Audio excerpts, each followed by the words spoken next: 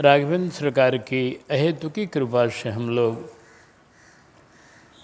भगवान की मंगलमयी मंदाकिनी में नित्य अवगाहन करने का अवसर प्राप्त किए हैं। अभी हनुमान जी की मंगलमयी कथा चल रही है,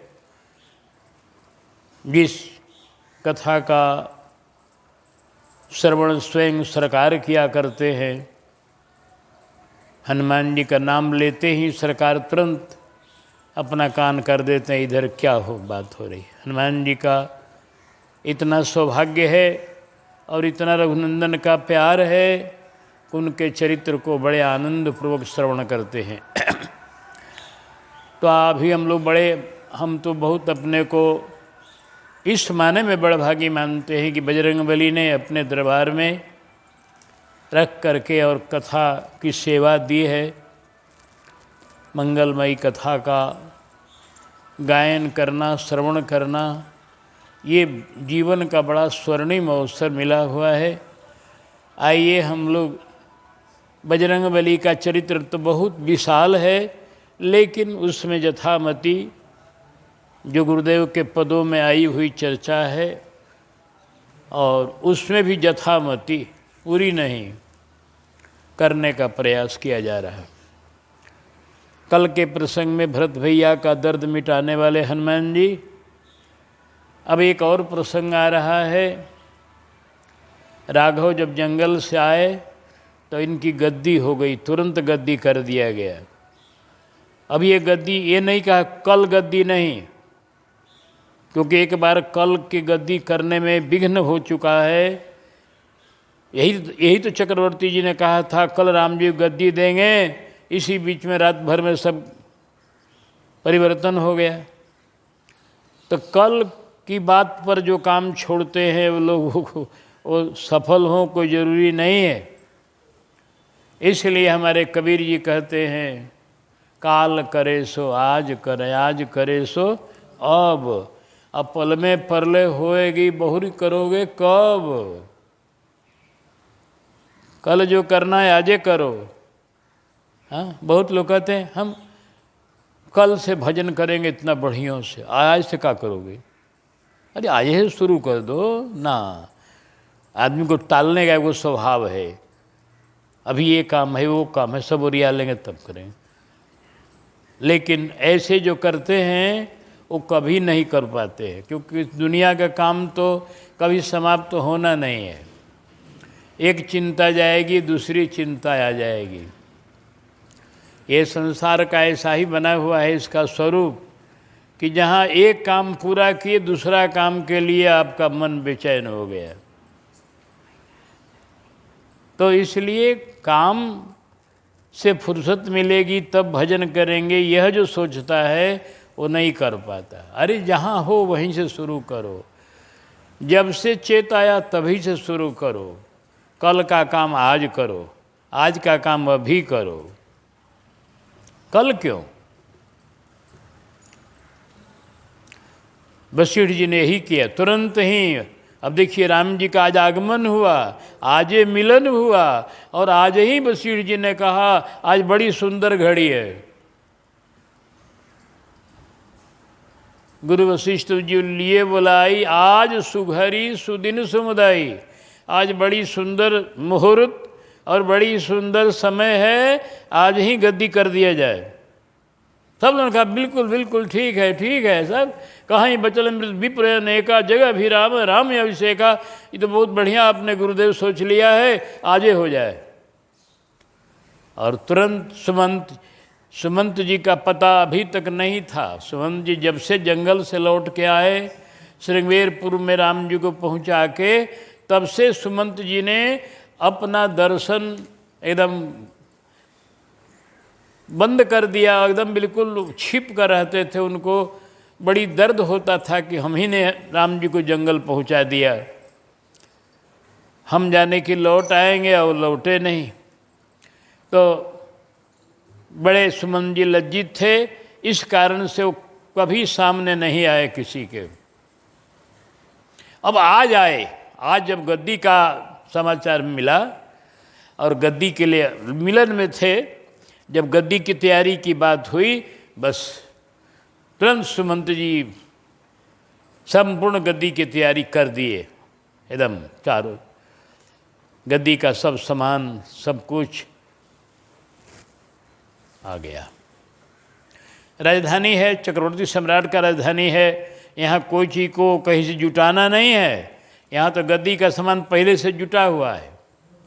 गद्दी के लिए तीर्थों का जल चाहिए, सब तीर्थ का जल यहाँ रखा हुआ है, और वस्त्र भूषण कपड़े जो कुछ है यहाँ सब कुछ भरा हुआ। श्रीअवध नगरी के बाज़ार में कोई तरह की दिक्कत नहीं, इसलिए थोड़ी ही देर में सारी तैयारी हो गई।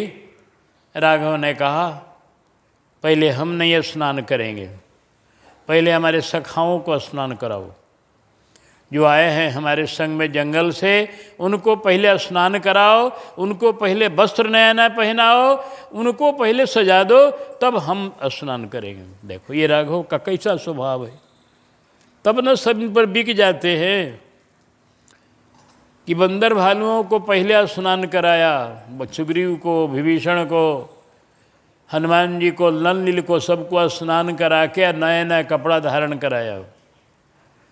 इसके बाद कहा भरत जी इधर आइए, आ गए, बैठिए। भरत जी के जटा को पूरी करुणा निधि भरत हैं आकारे, आ निज कर राम जटा निर्वारे, अपने हाथों से राम जी ने उनका जटा सुलझाया।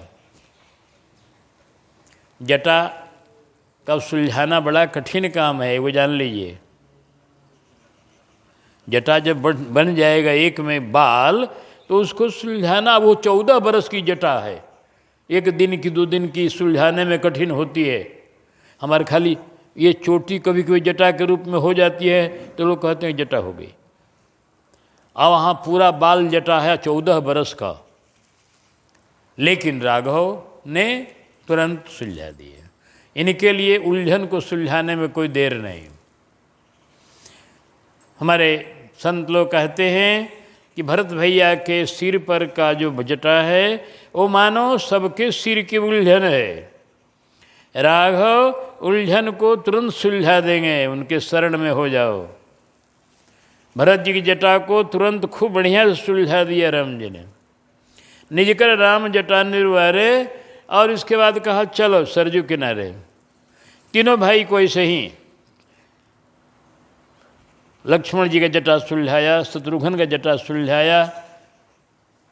अब आज सब लोग मौन हैं, क्या करेंगे, आज राम जी गद्दी होनी है, आज जो कहते हैं सो करना है, इनका जो आज्ञा है वही करना है, इनकी आज्ञा पालन करनी है, इनकी आज्ञा यही हो रही है कि पहले चलो तुम लोग चलो, आज हम स्नान कराएंगे। देखो आज राम जी, अब तक तो यही है, शास्त्र का भी यही है, लोक में भी यही है, हर एक मंदिरों में भी यही है, हर एक भक्तों के यहाँ भी यही है, क्या कि भगवान को सब भगत स्नान कराते हैं, उनको माला पहराते हैं, चंदन लगाते हैं, कपड़ा पहराते हैं। सब भगत लोग अपने अपने घरों में, सब मंदिरों में पुजारी लोग भगवान को स्नान कराते हैं, कपड़ा धारण कराते हैं, चंदन लगाते हैं, माला पहनाते हैं, मुकुट लगाते हैं, कुंडल लगाते हैं, खूब बढ़िया सजा देते हैं। ये भगत लोग करते हैं, भगवान का श्रृंगार, भगवान का स्नान। लेकिन आज उल्टी धारा बह रही है। देखो यहाँ अयोध्या में श्री रघुनंदन के यहाँ आज प्रेम नदिया की सदा उल्टी बहे धार। आज भगवान ही स्नान करा रहे हैं भक्तों को। अनवाये प्रभु तीनऊ भाई, भगत वत्सल कृपाल रघुराई। अनवाये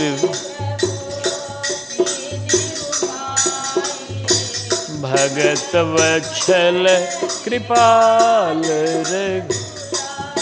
बाबा ने कहा देखो ये भक्त वत्सल है, भक्तों पर इनका बड़ा प्यार है। जैसे माँ का अपने बेटे में प्यार होता है, उसके करोड़ों गुना प्यार राम जी का अपने भक्तों में है, करोड़ों गुना।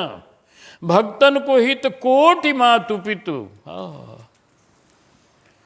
जैसे एक माँ अपने बच्चे को नहवाती है, धुलाती है, कपड़ा पहनाती है, गहना सजाती है, सब बढ़िया श्रृंगार कर देती है, उसी तरह से राघव आज अपने भरत को, अपने शत्रुघ्न को, अपने लक्ष्मण को स्नान करा के, कपड़ा पहना के, खूब बढ़िया से सब लोगों का गहना और बढ़िया सजावट श्रृंगार करके बैठा दिया।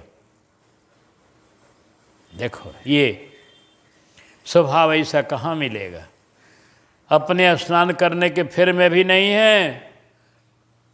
आज इनकी गद्दी होनी है, आज इनको राजा महाराजा बनना है, हजारों राजा इनके चरणों में दंडवत करेंगे। लेकिन राघव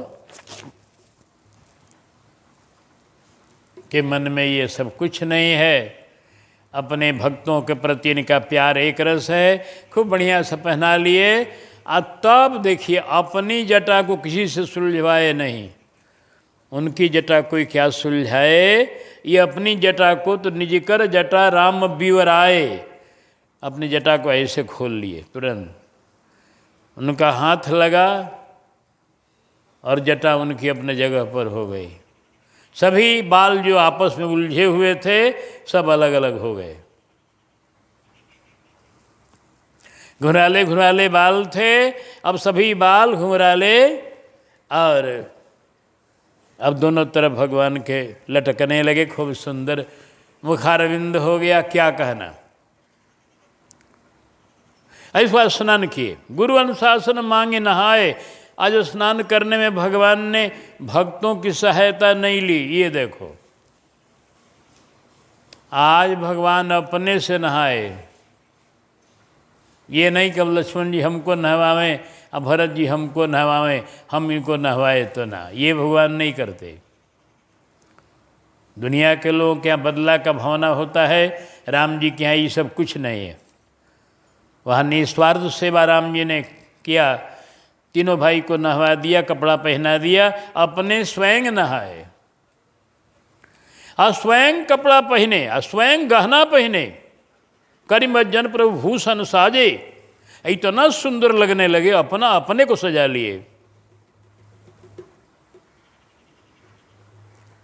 कि अंग अनंग देख सतलाजे, करोड़ों कामदेव लज्जित हो रहे हैं।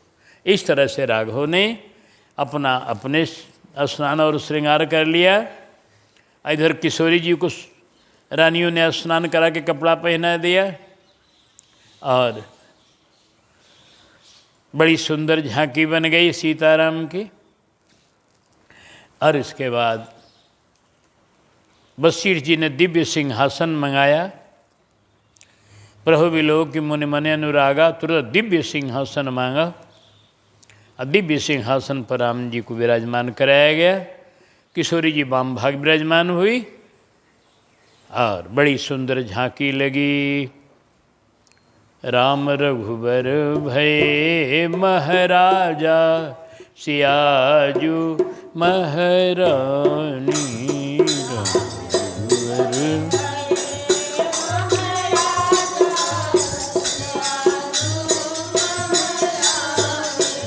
राम रघुवर भये महाराजा, सियाजू महारानी। राम रघुवर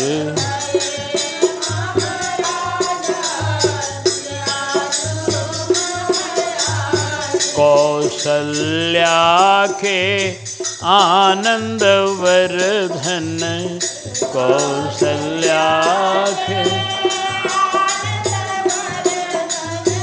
दशरथ के युवराजा, सियाजू महारानी।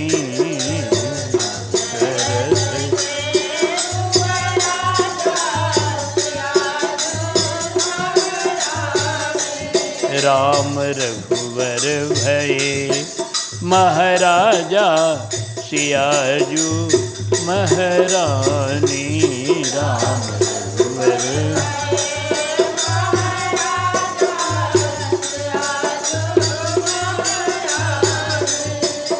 अरे गुरु वशिष्ठ मुनि तिलक लगावे, गुरु वशिष्ठ गुरु वशिष्ठ मुनि तिलक लगावे।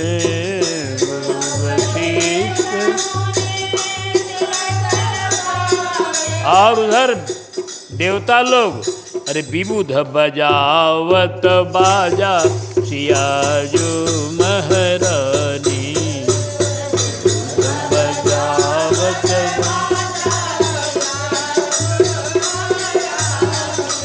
राम रघुवर भये महाराजा सियाजू।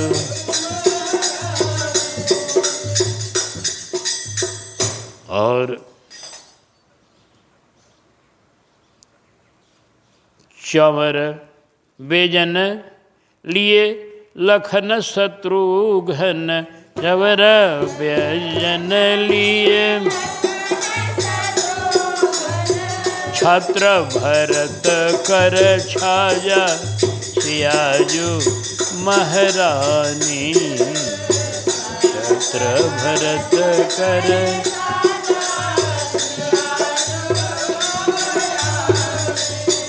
आसिय कर कमल तीर्थ जल झारी। सिय कर कमल जननी आरती साजा सियाजू महारानी। जननी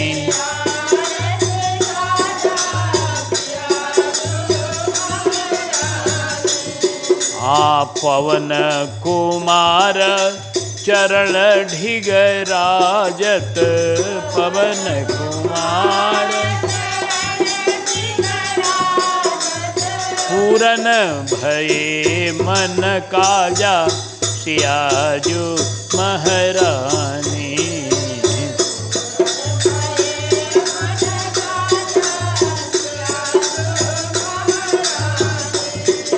अरे राम राज भयो सुखी चराचर। राम राज भयो खुला प्रेम दरवाजा सियाजू महारानी। खुला प्रेम दरवाजा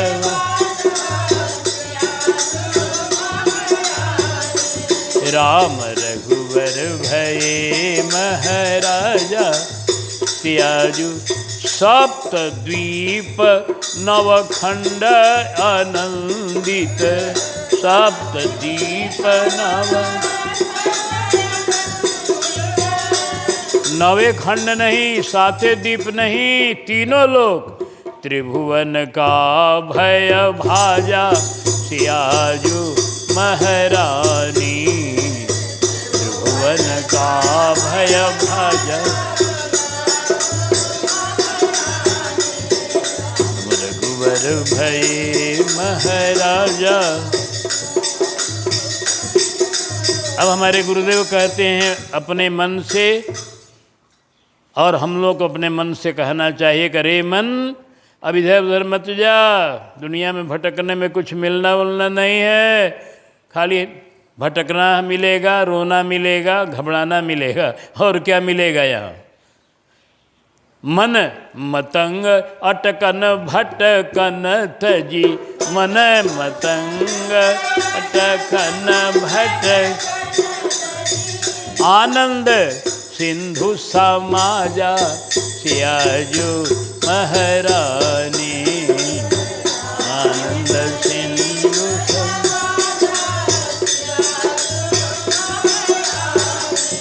राम रघुवर भये महाराजा सियाजू महारानी। राम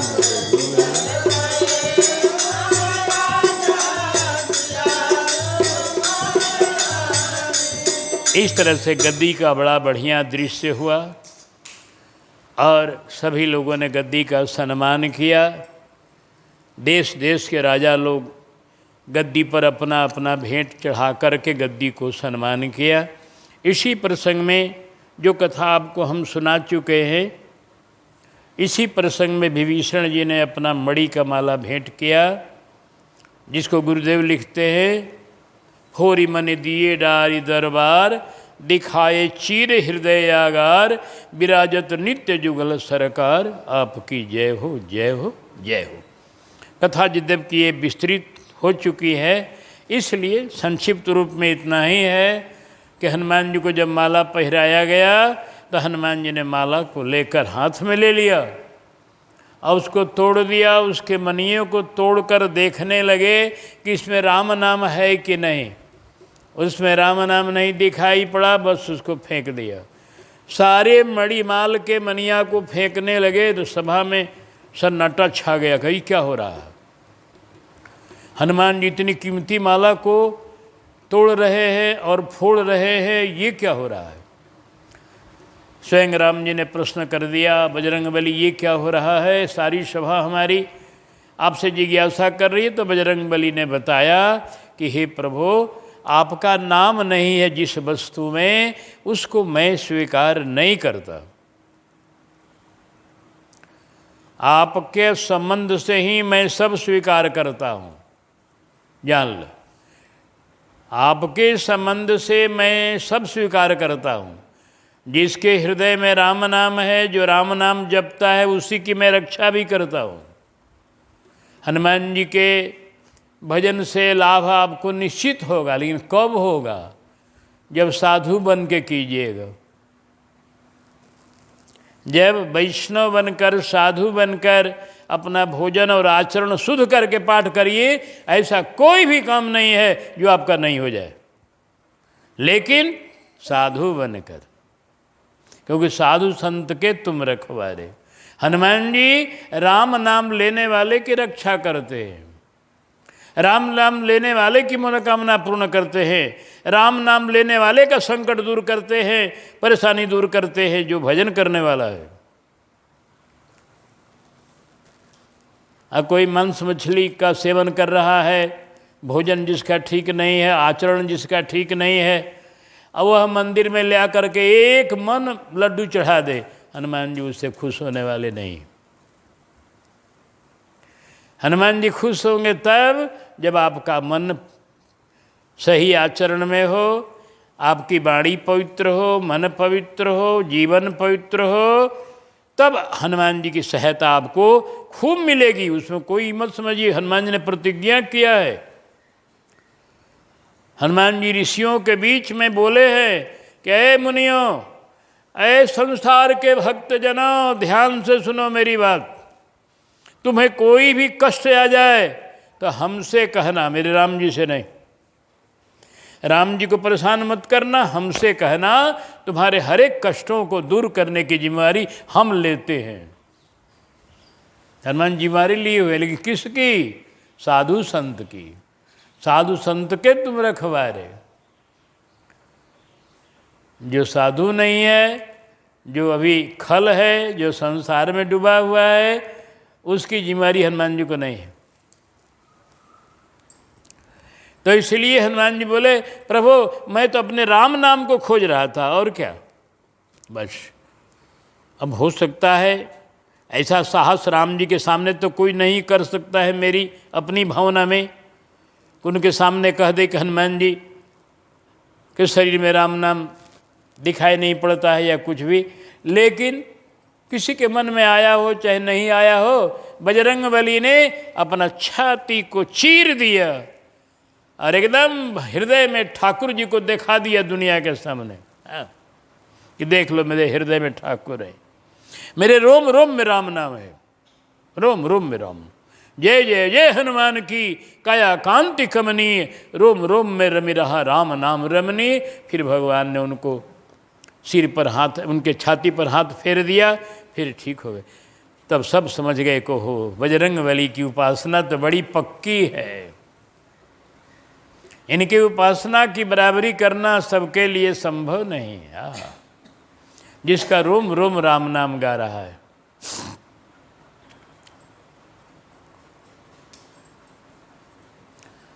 एक ये घटना इसी समय की है, भेंट के समय। अब एक दूसरी घटना है दरबार लगा हुआ है। एक दिन दरबार लग चुका है, लेकिन दरबार में अभी किशोरी जी नहीं आई हैं। राघव आ चुके हैं, किशोरी जी को आने में अभी विलंब हो रहा है। हनुमान जी का प्रभु ने इशारा किया, बजरंगबली जाइए, देखिए आपकी माँ आने में क्यों देर की है, सभा की कार्यवाही रुकी हुई है उनके बिना। बजरंगबली बड़े दुलारे प्यारे सेवक हैं, सब जगह इन्हीं को भेजा जाता है, सबके यहाँ यही जा सकते हैं, सब जगह सब नहीं जा सकते हैं। अब किशोरी जी कहाँ हैं, कैसे हैं, वहाँ सब नहीं जा सकते हैं, हनुमान जी जाएंगे, इनके लिए कहीं रोक नहीं है। ये पहुँचे महल में तो किशोरी जी स्नान करके श्रृंगार कर रही थी। अभी अब आने की तैयारी में थी, श्रृंगार कर रही थी। हनुमान जी वहाँ पहुँच गए। अब देखिए किशोरी जी के श्रृंगार महल के पास सब नहीं जा सकते, लेकिन बजरंगबली तो उनके बालक हैं छोटे, तो माँ की गोदी का बालक, तो माँ के पास जाने में कोई संकोच नहीं, माँ के पास चले गए। माँ उसमें सिंदूर लगा रही थी। हनुमान जी बैठ गए, देखने लगे माँ को ऐसे बैठ के।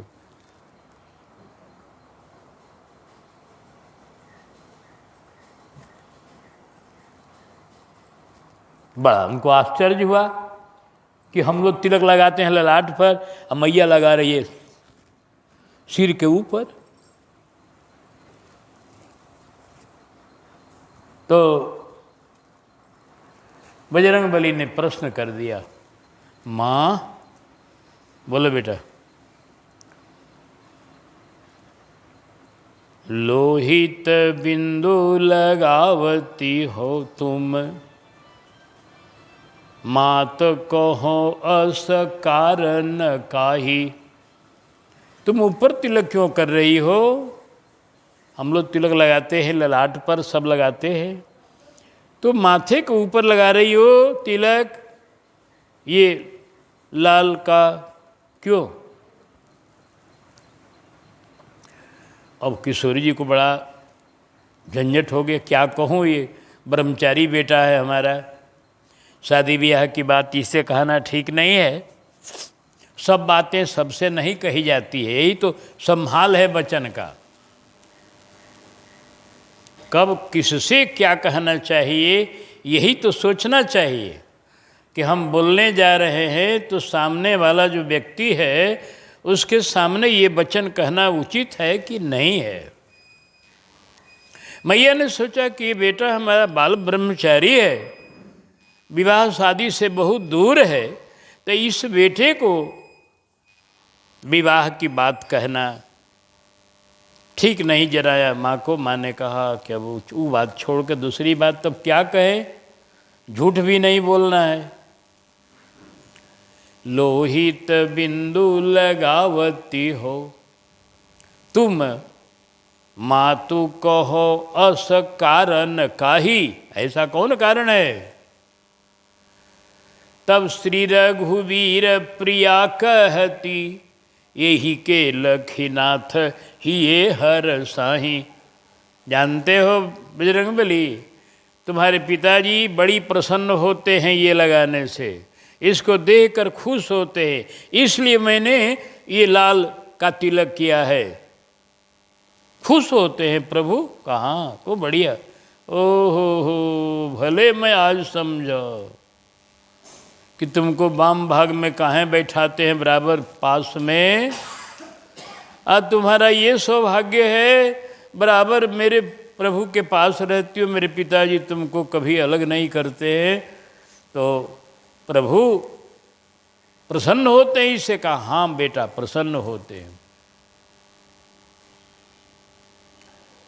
तब तो सोच लिया बजरंगबली ने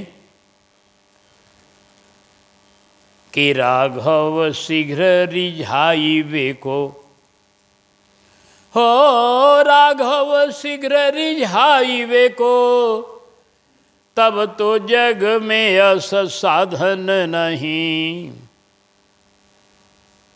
भैरव पुत्र प्रभंजन को तब सिंदूर पोती लियो तन वहीं। कहा कि तो बड़ा बढ़िया मिल गया हमको, आज बहुत बढ़िया बात मिल गई माँ कि प्रभु प्रसन्न होते हैं ये लगाने से, ये हमें पता नहीं था। आज तुमने इतनी सुंदर बात बता दी हमको, आज मैं प्रभु को प्रसन्न कर लूँगा खूब बढ़िया से। आज लोग तिलक लगाने में संकोच करते हैं, ऐसे अभागे लोग हैं। गुरु जी से इकरार कर लेते हैं कि हाँ तिलक लगाएंगे लगाएंगे, और जब चेला बन जाते हैं तो अपना कहने लगते हैं कि संकोच लगता है, तो पतला लगाएंगे तो मोटा लगाएंगे, तो इधर लगाएंगे नहीं लगाएंगे, तरह तरह का लीला करते हैं। तिलक लगाना कोई यह श्रृंगार सिर्फ नहीं है, यह एक भक्ति है। तिलक साक्षात भगवान का एक स्वरूप है, भगवान के चरण चिन्ह का वो स्वरूप है। इसलिए गुरुदेव के द्वारा मिले हुए तिलक को जो धारण नहीं करता है वो अपराध करता है, जान लीजिए। नहीं सपरे कंठी तिलक लगाना तो चेला मत बनिए, वैष्णव मत बनिए, अपना राम राम करते रहिए, कोई बात नहीं, आपका राम नाम से बेड़ा पार हो जाएगा। लेकिन अगर आप चाहते हो कि हम वैष्णव बने, भगवान की गोदी में बैठे, तब उसके लिए आपको तिलक लगाना। देखियो हनुमान जी को देखो कि जब जान लिया कि भगवान प्रसन्न होते हैं लगाने से सिंदूर, तो हनुमान जी कहे कि तो बड़ा बढ़िया हमको मिल गया। माँ से बोले माँ सरकार दरबार में आपके लिए हम आए हैं बुलाने के लिए आपको। कहा बेटा मैं जा रही हूँ, मेरी तैयारी हो गई है। कहा ठीक है माँ पधारो दरबार में। तुरंत किशोरी जी अपना सखियों के संग में और दरबार के लिए चल दी। सवारी पर चाहे जैसे चली हूँ, सवारी पर ही चलती है। तो अपना भवन से राजमहल की राजगद्दी जहाँ है, जहाँ सिंहासन है, वहाँ के लिए चल दी। सखियों के संग में किशोरी जी को भेज दिया और हनुमान जी अपने निकल गए अयोध्या के बाजार में। वो कौन बाजार? सिंदूर का बाजार। हनुमान जी बाजार में जाते थे लेकिन फल के बाजार में, उनको सिंदूर से क्या लेना देना। फल के बाजार में जाते थे और खूब डट के फल खाते थे। उनके लिए दुकान छूट थी, जितना फल खा लो। तो खूब अपना भरपेट फल खा लिया, इसके बाद अपना कूदते फांदते चले आए। और फिर उनको क्या मतलब, कभी फल खा लिया, कभी लड्डू खा लिया, कभी मिठाई खा लिया, ये सब उनको बाज़ार में जाते थे, मिठाई के बाज़ार में, लड्डू के बाज़ार में हैं। आज सिंदूर के बाज़ार में जब आए तो सिंदूर के बेचने वाले लोगों ने कहा कि हनुमान जी आप इधर आ रहे हैं, सिंदूर का बाज़ार ये तो जो गृहस्थी में है वो सिंदूर लेते हैं, आप सिंदूर लेने आ गए। कहा हाँ सिंदूर लेने आए। कोई बात नहीं, आपके लिए दुकान तो सबके लिए छूट है अयोध्या में, और आपके लिए क्या कहना। अयोध्या के बाज़ार में पैसा नहीं लगता है, राम जी के राज्य में कहीं ना एक पैसा न। बस तो बिनु गथ पाइए। बाजार बहुत बड़ा है, एक एक से दुकानदार हैं कुबेर की तरफ। फल है तो फल गंजा हुआ है, मिठाई गंजी हुई है, कपड़े गंजे हुए हैं, बर्तन गंजे हुए हैं, खाओ एकदम बिल्कुल। अयोध्या का बाजार ग्राहकों के लिए छूट है, जितना जो ले जाए, पैसा एक नहीं देना है।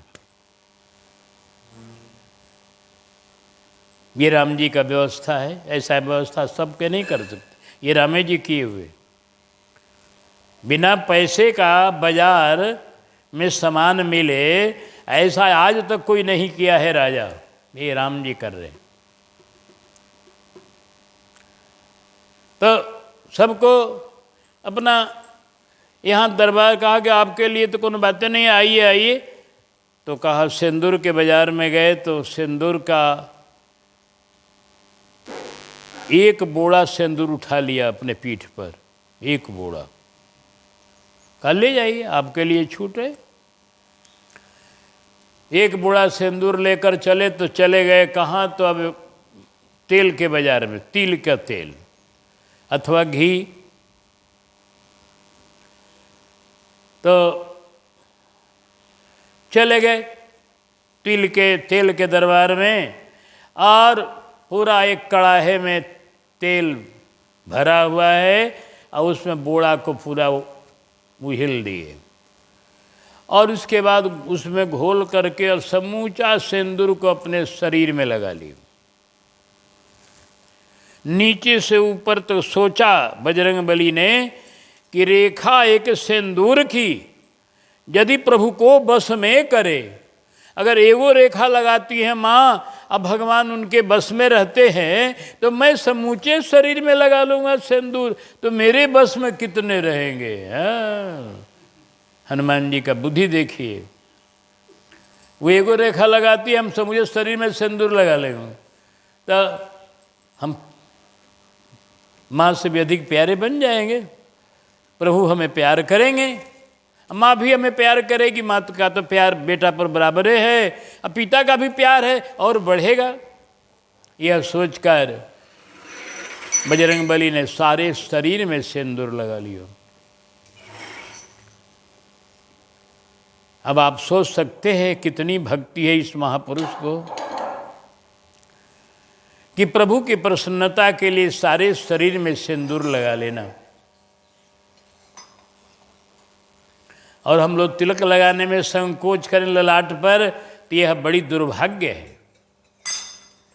अरे भगवान का तिलक खूब ठाठ से लगाओ, नर हो चाहे नारी हो, कोई दुनिया क्या कहेगी? यही ना कहेगी तिलक लगाया, लगा हो क्या, और क्या कहेगी? भगवान का हम तिलक लगाए से क्या हानि क्या होगी?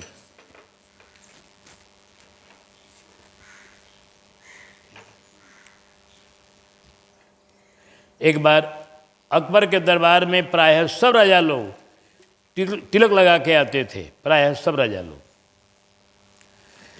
जो हिंदू राजा थे, एक बार अकबर के मन में आया कि जरा देखें ये तिलक लगाकर आने वाले, कोई शिव जी का, कोई राम जी का, कोई वो बिंदी है, कुछ तो लगाते ही थे हिंदू लोग। अकबर ने एक बार परीक्षा के लिए कहा कि सुनो हिंदू राजाओं, ये दरबार हमारा शाही दरबार जो है, इस शाही दरबार में किसी को भी कल से तिलक लगा के नहीं आना है, क्योंकि ये दरबार, अपने दरबार में तिलक लगाओ, लेकिन मेरा दरबार है यह, इस मेरे दरबार में ये आपका तिलक नहीं लगाया जाएगा, कल से तिलक नहीं कोई लगाएगा। और तिलक जो लगा कर आएगा तो जैसा तिलक लगाया है वैसी ही ललाट उसका दाग दिया जाएगा।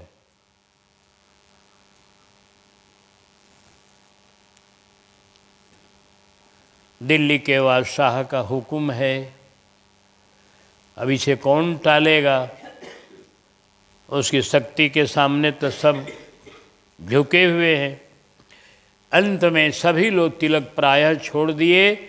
एक राजा थे जिनका नाम था मधुकर शाह, ओरछा नरेश, भगवान के बड़े भक्त थे, उच्च कोटि के। उन्होंने कहा बादशाह कहने से हम तिलक छोड़ देंगे डर के मारे? ये नहीं होगा, जो होगा सो होगा, दागने आएगा कोई तो हम पहले उसको समाप्त करेंगे, तब हमको दागेगा। लड़ाई होगी, मेरा जान जाएगा, लेकिन तिलक नहीं छोड़ेंगे। तो उस दिन लिखते हैं, एक पद में ये वर्णन थी पूरी कथा। हम लोग जब पढ़ते थे उस समय ये कथा, एक गद्य पद्य संग्रह नाम का ग्रंथ था मैट्रिक क्लास में, उसमें ये कथा थी। तो उसमें एक कविता में थी कथा। तो अकबर उस दिन रोज रोज लगाते थे, रोज रोज तिलक छोटा सा, तो उस दिन लगाया और बड़ा और मोटा सा। खूब चौड़ा तिलक कर लिया, एकदम दूर से ही देखने में दिखाई पड़े खूब। वो तो तिलक लगाते हैं ना, कोई देखे तो समझे नहीं कि तिलक लगाया।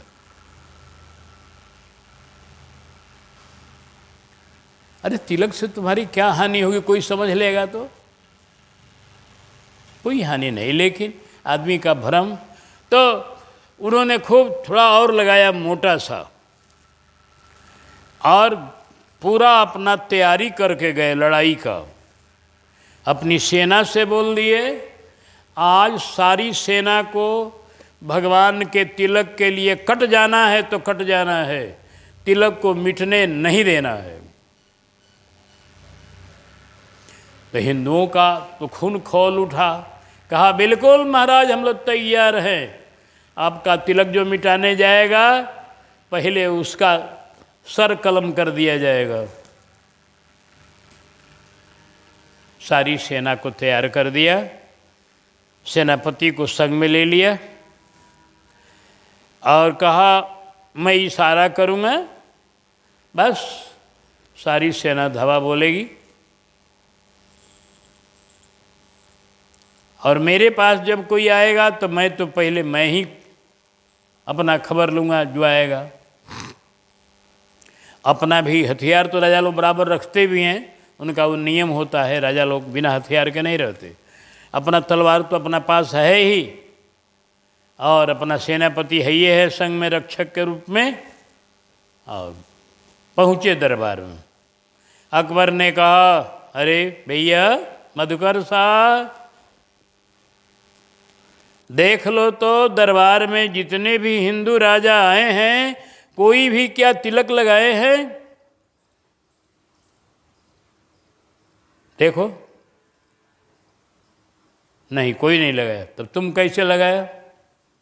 कहा सुनिए बादशाह, पहले मेरी बात सुन लीजिए। हम हिंदू हैं, अपने धर्म के कट्टर हैं, हम लोगों का प्राण चला जाता है लेकिन हम लोग धर्म नहीं छोड़ते हैं। इतिहास साक्षी है इसके लिए।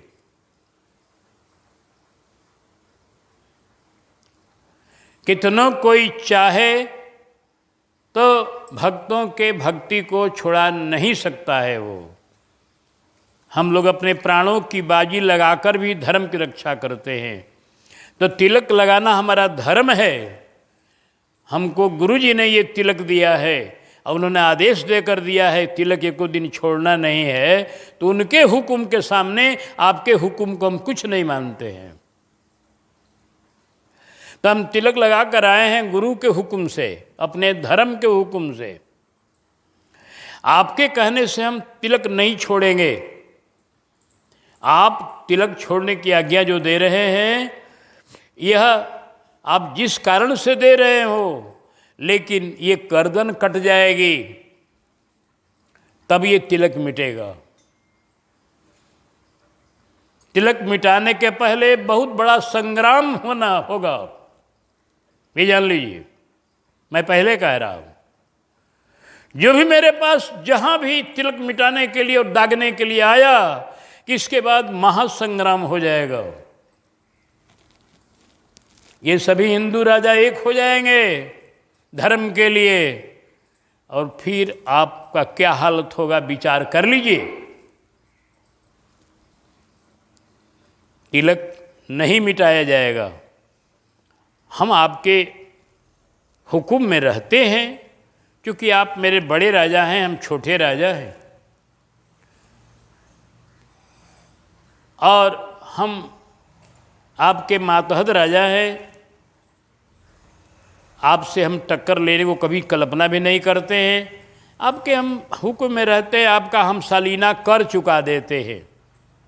आपका राज्य हम मालगुजारी की तरह लिए हुए हैं, कर चुकाते हैं हर एक साल हम लोग। तो हम लोग जब आपका राज्य का कर दे रहे हैं, तो अधिक आपको क्या हम लोगों पर शासन करना है? हमारे धर्म पर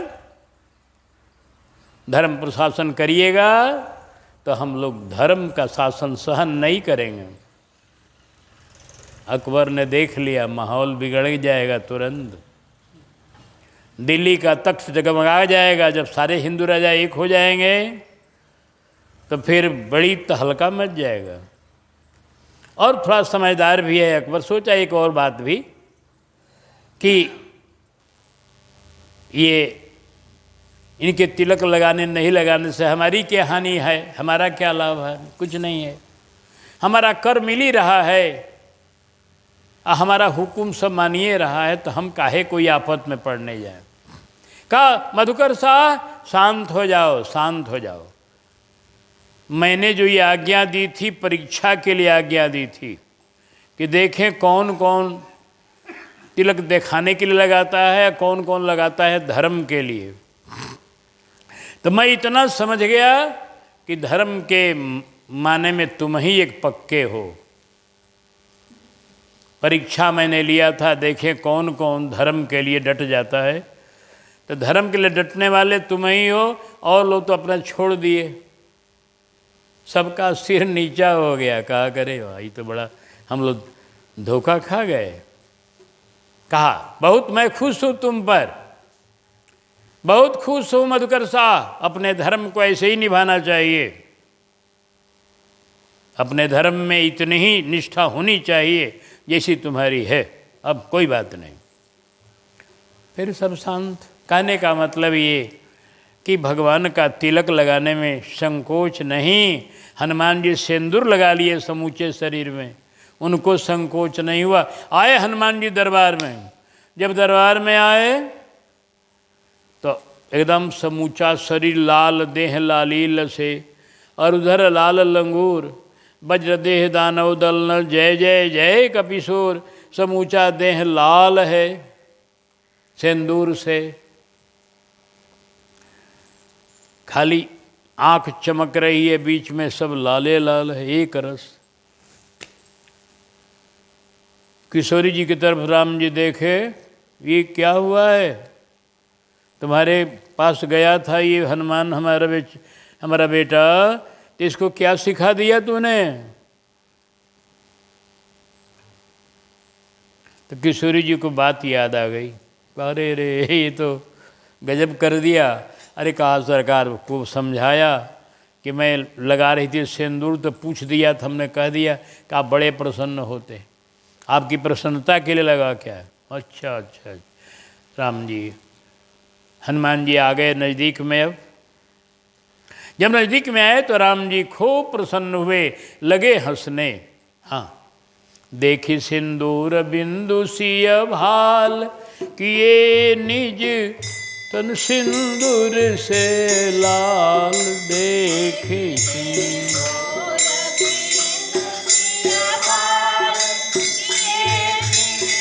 तन सिंदूर से, निरखी हंसी रघुबर हुए निहाल। आपकी जय हो जय हो जय हो, निरखी हंसी रघुबर।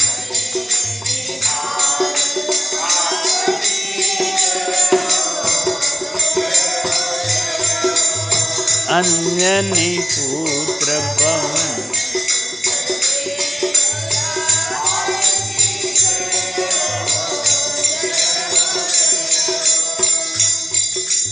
आहा खूब राम जी हंसे, खूब हंसे। राम जी ने कहा धन्य हो बजरंगबली, मेरी प्रसन्नता के लिए तूने अपने सारे अंग में सिंदूर लगा लिया है, तो आज से, राम जी ने कहा आज से जो भी हनुमान जी को सिंदूर लगाएंगे इनके विग्रह में, वो मुझे बड़ी पसंद होंगे, उन पर मैं बहुत प्रसन्न रहूँगा। इसलिए हनुमान जी को सिंदूर लगाया जाता है। जहाँ सिंदूरिया हनुमान जी हैं, सिंदूर सब हनुमान जी में नहीं लगाया जा सकता है, हनुमान जी के विग्रह अलग अलग होते हैं। तो सिंदूरिया हनुमान जी होते हैं कहीं कहीं, जिनके अंग में पूरा सिंदूर लगाया जाता है। तो हनुमान जी को सिंदूर चढ़ाने से राम जी प्रसन्न होते हैं, हनुमान जी प्रसन्न होते हैं। तो इस तरह से बजरंगबली का चरित्र बड़ा विचित्र विचित्र है। अब इस पद का अंतिम 2 कड़ी है, उसमें अब गोस्वामी जी लिख रहे हैं कि पुराए तुलसी के मन काम, मिलाए चित्रकूट में राम। पुराए तुलसी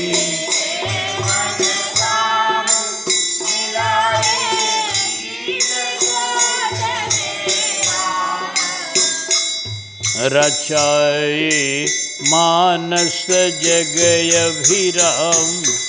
आपकी जय हो जय हो जय हो, चाहे मानस।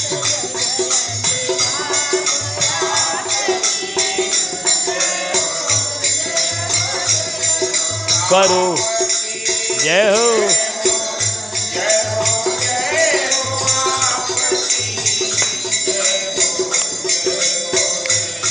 आपकी जय हो जय हो जय हो, आपकी जय हो जय हो। अन्यनि को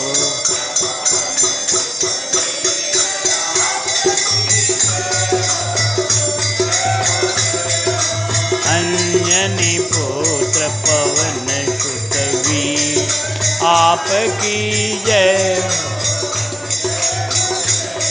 करो। अब नारायण पर दृष्टि, निरंतर होय कथा रस वृष्टि। तो अब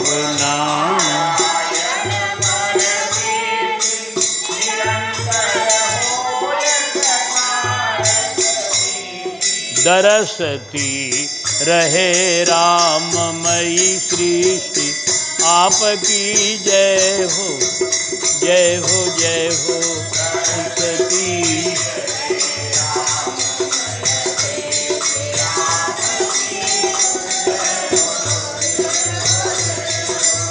अन्यनि को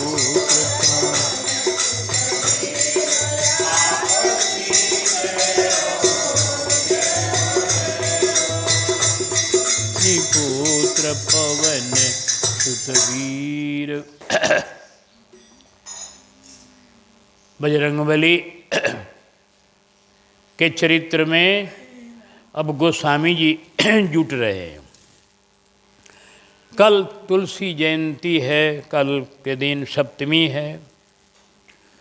कल के दिन तुलसी जयंती भी है, शंकर जी का सोमवारी भी है। योग बड़ा बढ़िया बढ़िया लग जाता है इस सावन भादों के महीने में। जैसे बरसात में हरियाली है, वैसे भक्तों के यहाँ भी इन दोनों महीने में बड़ी हरियाली रहती है।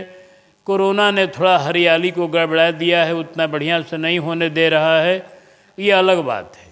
यह तो सामयिक थोड़ा संकट है, नहीं तो आज सावन के महीने में आज समूचा आपको बैद्यनाथ धाम गूंजते रहता हर हर बम से। आज ये भी सड़कें गूंजती रहती हर हर बम से, क्योंकि इधर भी जल चढ़ाने लो जाते हैं शिव जी। और जहाँ जहाँ मंदिर हैं सब जगह झूलन है, और सब जगह भीड़, और सब जगह गायन बजायन नाच गान, सब श्री अवध हो चाहे वृंदावन हो, सभी जगह सारा सावन का महीना एकदम रस में डुबा देता है सबको। लेकिन इस साल कोरोना ने सब रसों को थोड़ा भंग कर दिया, उतना बढ़िया से नहीं हो पा रहा। रामनवमी भी बढ़िया से नहीं हो पाई, सावन का भी बढ़िया से उत्सव होना कठिन है, क्योंकि जब गाड़ी नहीं चलेगी, बाहर के लोग जब नहीं आएंगे, तो धाम के जितने उत्सव हैं, वृंदावन हो चाहे अयोध्या हो चाहे चित्रकूट हो, वो बाहर के लोग से ही होता है। यात्रियों से ही तीर्थ के सब उत्सव होते हैं। अभी की स्थिति ऐसी है कि ठाकुर जी की क्या लीला है ठाकुर जाने। इस सावन का महीना बरसात जो है हरियाली लाने वाली, हमारे यहाँ अवतारों की भी बरसात है, इस बरसात में अवतारों की बरसात है। जैसे कल तो गोस्वामी जी की जयंती है सावन के महीने में, आगे बढ़िएगा 10, 15, 20 दिन के बाद श्री कृष्ण जयंती है भादों की अष्टमी को। उसके आगे बढ़िएगा छठ के दिन बलराम जी की जयंती है, छठ के दिन भादों के अंजोरा के। उसके आगे बढ़िएगा 52 द्वादशी, द्वादशी के दिन बावन जी का जन्मदिन है। और अष्टमी में अंजोरा के अष्टमी को श्री राधा जी का राधाष्टमी का पर्व है। इस तरह से यह बरसात का महीना अवतारों की बरसात है। घड़ी धूमधाम से सब मनाते हैं लोग भगवान के जन्म उत्सव बधाई, लेकिन अब इस साल तो भाई क्या कहा जाए, होता है उसमें कोई क्या करेगा, सृष्टि का ये नियम है, परिवर्तन कुछ हो जाता है। आज कुछ परिवर्तन हो गया है, अभी रात आ गई है, फिर दिन आएगा, घबराना नहीं है। जब ये रात आ गई है कोरोना की रात, तो कोरोना जब ख़त्म होगा तो फिर वही बहार होगी, फिर वही सब होंगे और बढ़िया से होंगे। लेकिन अभी तो थोड़ा उतना बढ़िया से कोई भी कुछ नहीं कर पाता है। किसी तरह से कहीं कहीं कुछ कथा चल रही अपने अपने घरों में, नहीं तो कोई धूमधाम का उत्सव, विशेष भीड़ भाड़ का उत्सव इस समय में नहीं हो पा रहा है। आइए हम लोग ठाकुर जी का जैसी कृपा, ठाकुर जी की जैसी कृपा, उसके अनुसार अब हम आज श्री गोस्वामी जी के चरित्र का श्री गणेश करने जा रहे हैं, क्योंकि कल एक दिन में इनका चरित्र हो भी नहीं पाएगा और उसी में शिव जी का भी भजन गाना होगा। और इस कारण से आज से ही, क्योंकि प्रसंग भी पहुंच गया है यहाँ, हनुमान जी की पहली कथा सब हो चुकी है, अब गोस्वामी जी की कथा का प्रसंग पहुंच गया है। तो आज से ही हम श्री गणेश कर रहे हैं, जहाँ तक जाएं जो जो प्रसंग ठाकुर जी कहवा लें। बाबा गोस्वामी जी 1554 संबत में आए, 1554, और उस समय मुंगलों का राज्य था। मुंगल लोग हमारे धर्म को बिल्कुल विनाश करने पर लगे हुए थे, हमारे ग्रंथों को जलाना, हमारे मंदिरों को ध्वस्त करना, हिंदुओं को तलवार के बल पर मुसलमान बनाना, ये सब कार्य चल रहा था। उन्हीं का राज्य था। जगह जगह कहीं कहीं हिंदू राजा लोग बहुत कम थे, और थे भी तो सबको वैसा था नहीं। ऐसा नहीं है, हिंदू राजा भी उस समय थे, और हिंदू राजा लोगों ने जन्मभूमि के लिए युद्ध किया भी है। हम जैसा इतिहास जन्मभूमि का पढ़े हैं तो वहाँ 70 की 73 बार युद्ध हुआ है। इसके पहले राजा लोग लड़े हैं आगा करके, इसीलिए वहाँ मीनार नहीं बनने दिया।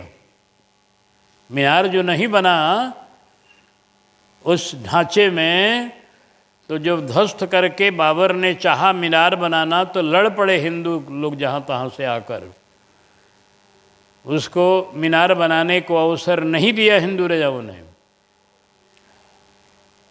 लड़ाई बराबर होती रही, और अंत में आते आते आज वो मुक्त हुआ जगह उन मुगलों के चंगुल से।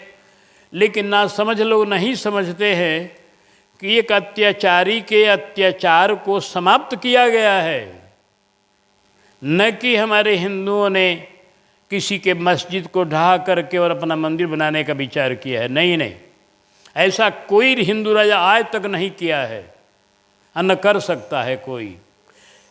हमारे धर्म में किसी को सताने का भावे नहीं है।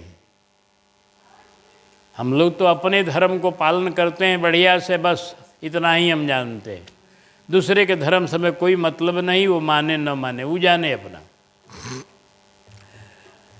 हमने किसी को जबरदस्ती अपना धर्म नहीं मनवाया है कभी भी किसी से।